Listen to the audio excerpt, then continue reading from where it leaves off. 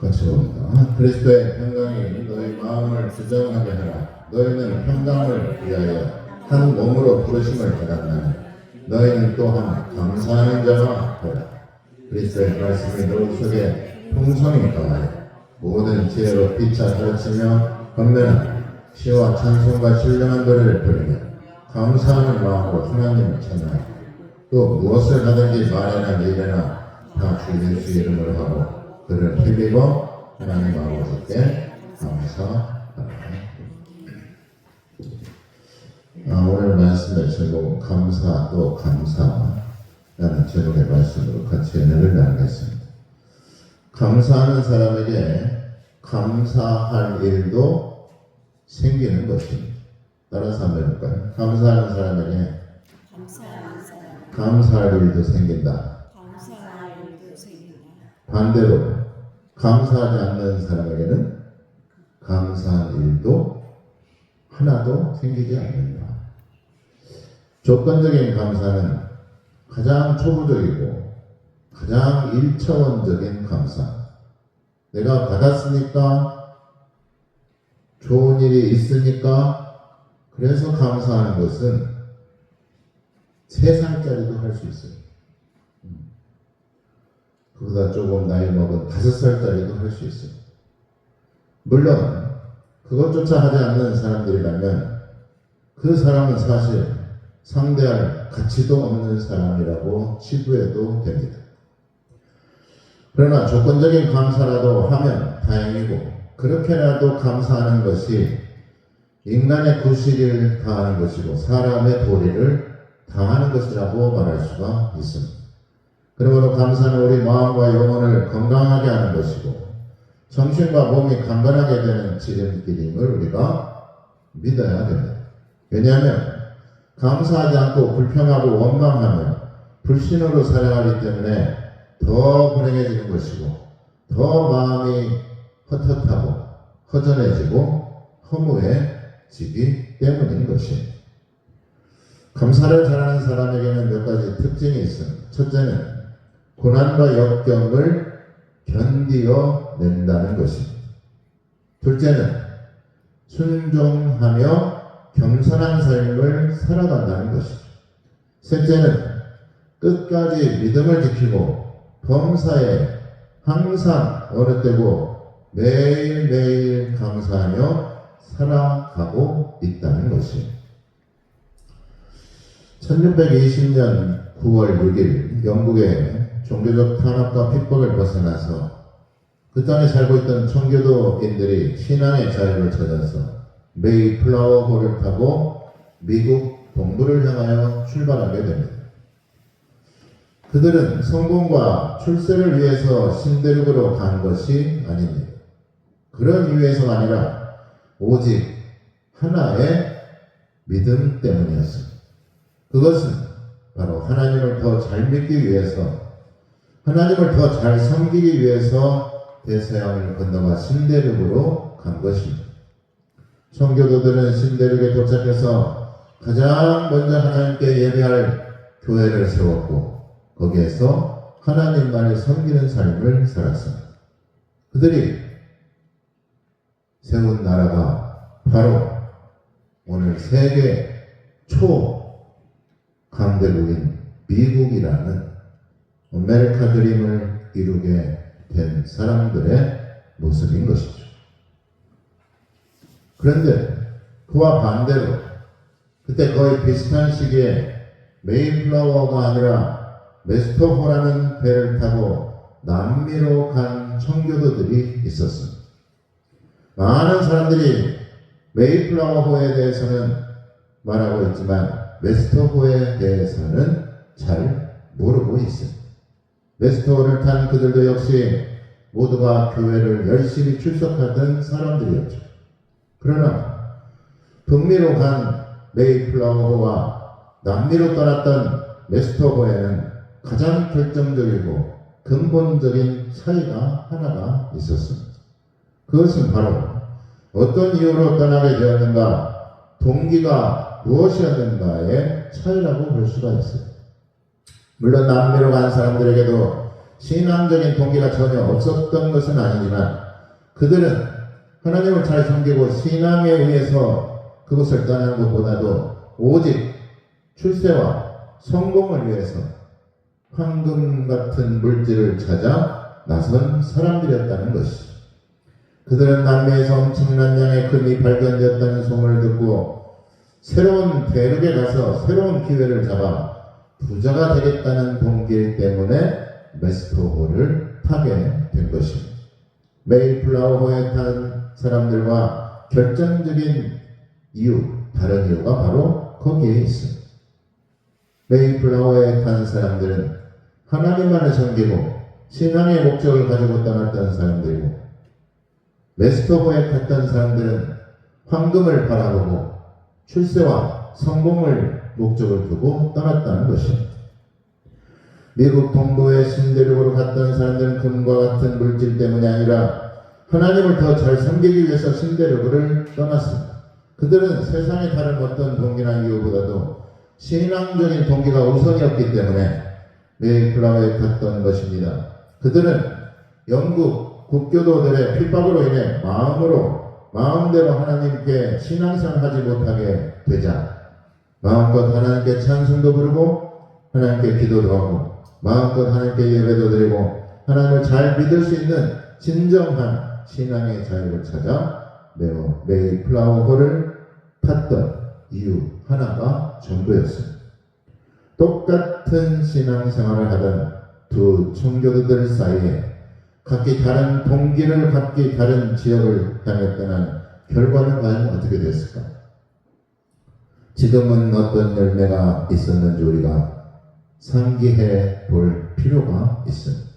메이플라워를 타고 신앙의 자유를 찾아 미국 동부로 찾아온 그들은 신대륙을 개척해서 오늘날 초강대국을 이룬 미국이라는 나라를 건설했습니다.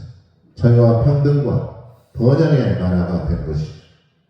신앙적인 동기 때문에 미국으로 간 사람들은 신앙의 르네상스를 경험했을 뿐만 아니라 솔로몬이 하나님께 지혜만을 구했더니 부귀와 영화와 물질과 명성까지도 주었다는 것을 우리는 기억하고 있습니다. 마치 솔로몬이 구했던 지혜처럼 오직 그들은 하나님께 대한 신앙만을 구했습니다.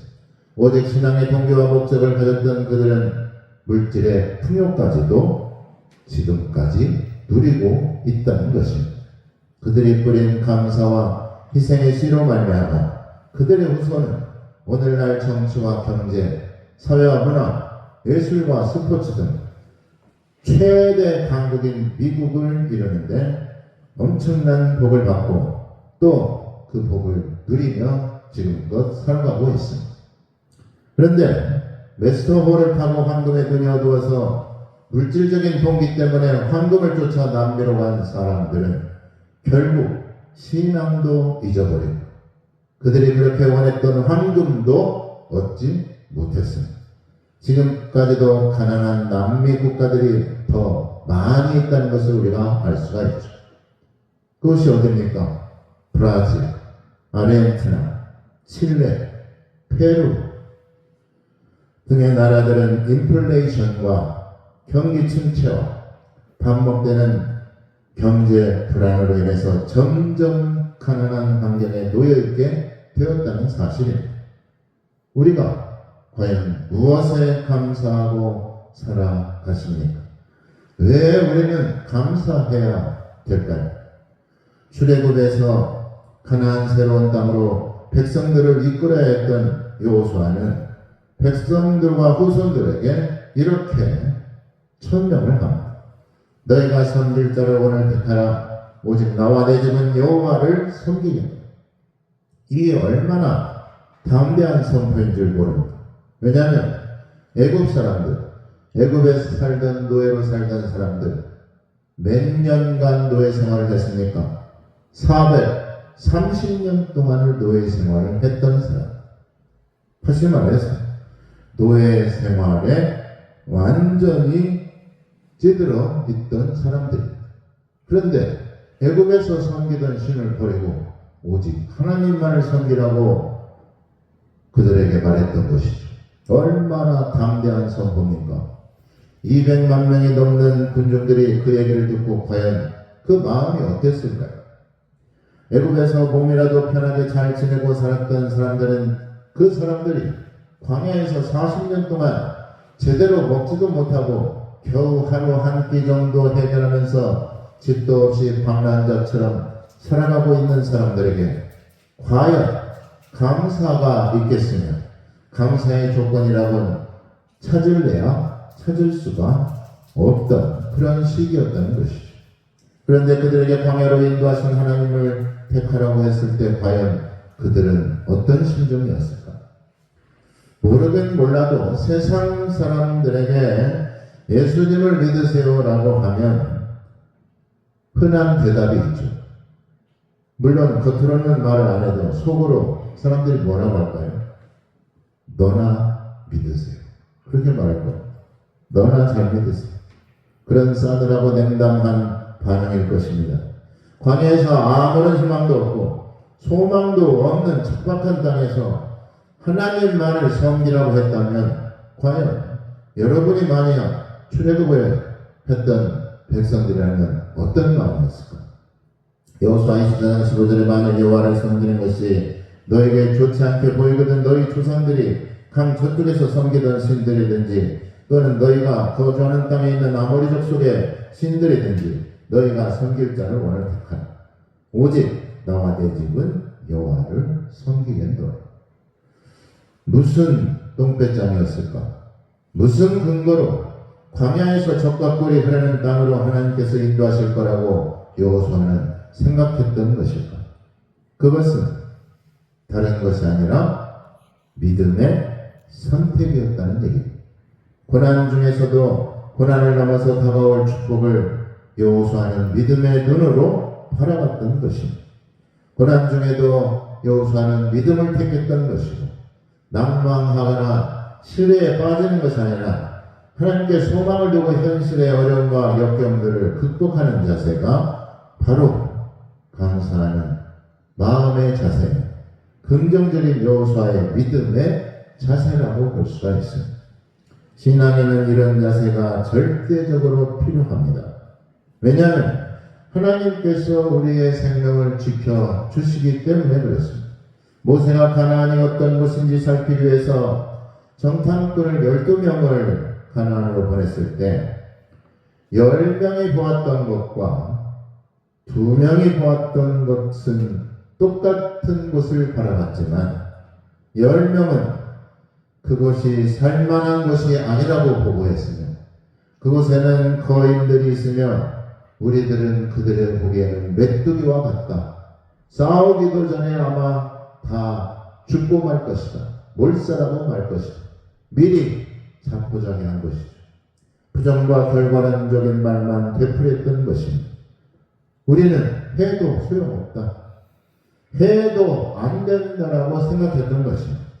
거인들이 많아서 안 되고 그들은 오래 거기에서 살았기 때문에 우리들이 들어가도 아무것도 할 수가 없다. 그러나 그 중에 2명은 전혀 다른 보고를 했습니다. 그들은 우리의 밥이다. 그곳은 하나님이 말씀하신 대로 적과 꿀이 흐르는 과일이 풍성하고 식물이 넘쳐나는 곳이다. 하나님의 약속대로 말씀대로 믿음으로 고백하고 믿음으로 보고한 바가 있습니다. 눈에 보이는 것이 전부가 아니라는 것을 우리가 깨달아야 됩니다. 믿음의 눈을 떠서 우리는 세상을 바라보아야 된다는 것이죠. 그러면 어둠 뒤편에 빛이 보일 것이고 좌절과 실패를 넘어서 희망과 미래가 보이게 되는 것입니다. 과거에 머물러 있지 않고 믿음으로 우리가 살아가야 됩니다. 세상은 부정적인 뉴스와 악평이 대부분입니다. 정탐꾼의 보고도 10명의 정탐꾼이 부정적인 보고를 보아도 구구절절 회의적인 말들만을 하고 있죠. 핑계대거나 변명할 때 본래 어떻습니까? 말이 많아지게 되죠. 거짓말을 하는 사람은 어떻습니까? 변명거리가 많아요.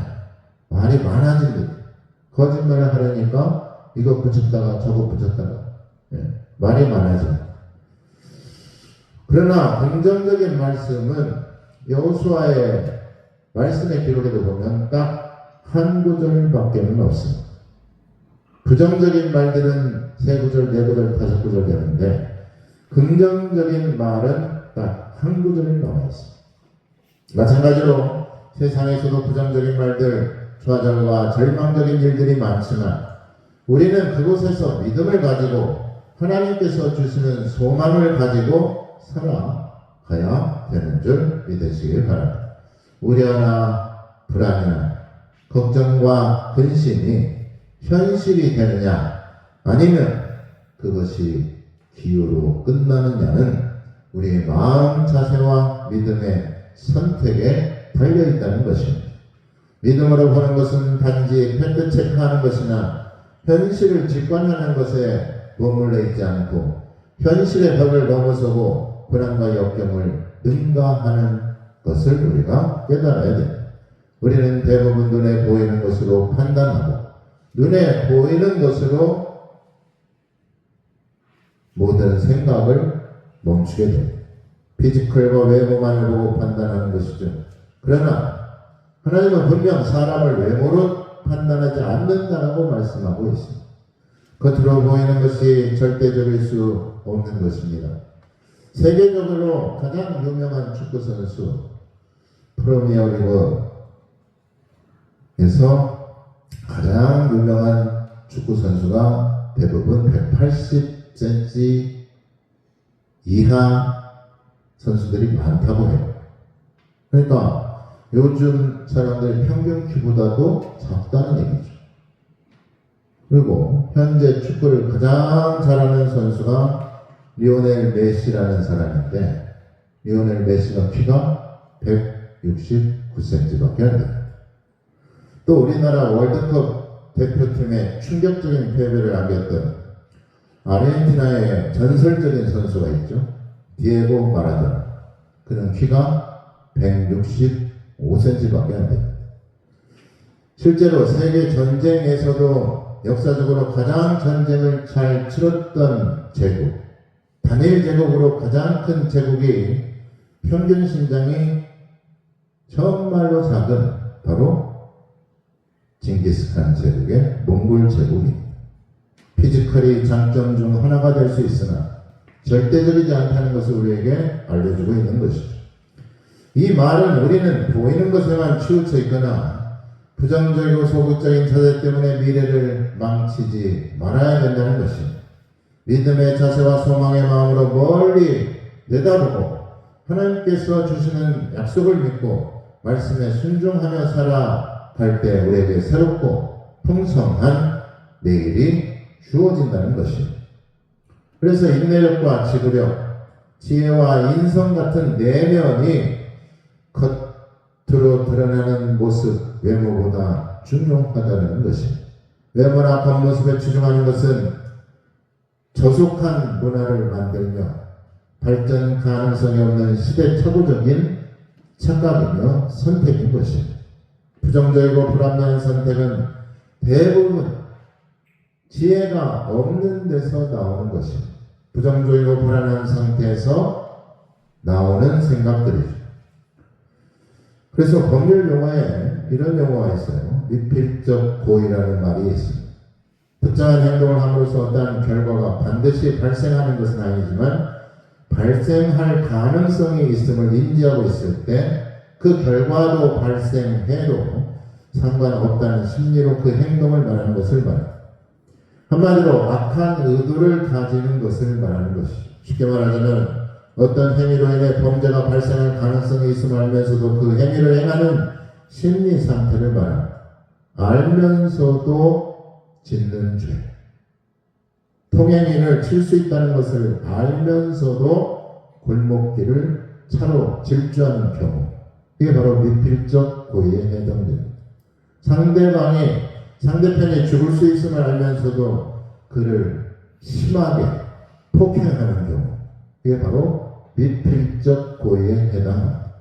마음에 따라, 선택에 따라, 그러므로 우리가 선하게도 악하게도 살아가게 된다는 것이죠. 알면서도 짓는 죄가 그래서 더 악한 것이고 더 지독한 것입니다. 자기 죄를 알고 후회하거나 반성하면 정상 참작이 되지만 죄 짓고도 뻔뻔하게 철면피라면 괘씸죄로 그는 더 무거운 형벌을 받을 수밖에 없습니다.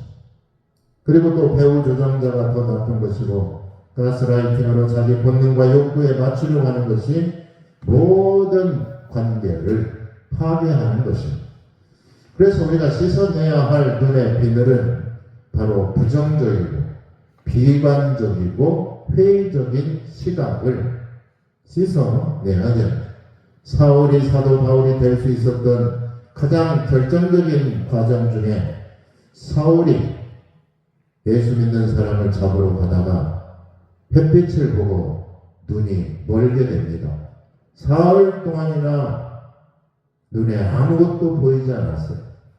그때 그는 지금까지 자신이 봤던 세계가 어떤 세계인지를 깨닫고 자기가 지금까지 봤던 눈으로 봤던 세계가 아니라 믿음의 세계, 하나님의 세상을 발견했던 것입니다. 육신의 눈으로 보이는 것이 전부가 아니라는 것을 깨닫게 된 것이죠. 그 후로 그는 자신을 위해서 사는 것이 아니라 하나님을 위한 삶을 살기로 그는 믿음의 선택을 하게 됩니다. 내가 나 된 것은 하나님의 은혜였다라고 고백하는 것입니다. 내게 능력 주시는 자 안에서 내가 모든 것을 할 수 있게 되었다는 것입니다. 초긍정, 절대적인 믿음의 소유자가 된 것이죠. 우리는 그러므로 하나님의 시각을 가져야 됩니다. 전쟁에서 잔뼈가 굵은 구척장수 골리앗과 양을 치던 목동 소년 다윗의 대결에서 누가 이겼습니까? 세상 사람들이 보기에는 구척장수 골리앗이 이길 거라는 계란으로 파헤치기라는 것을 세상 사람들은 다 알고 있었습니다. 그러나 그 소년 다윗은 칼과 창과 탄창과 백전노장의 책으로 밀어붙인 골리앗을 한 방에 무너뜨렸습니다. 울맷돌을 들었고 만군의 여호와 이름으로 내가 네 앞에 나간다. 사람들의 모든 판단을 단번에 뒤집은 것입니다. 예수님께서도 예수님의 제자를 부르실 때 외모와 학력과 배경이나 전혀 그런 것을 고려하지 않으셨습니다. 겉으로 보기에는 전혀 돋보이지 않는 갈릴리 바닷가에 모두를 부르셔서 그 제자들 신앙의 스승으로 만드신 것이죠. 특별히 우리가 감사하지 못하는 결정적인 이유는 바로 당연하게 생각하기 때문에 그렇습니다.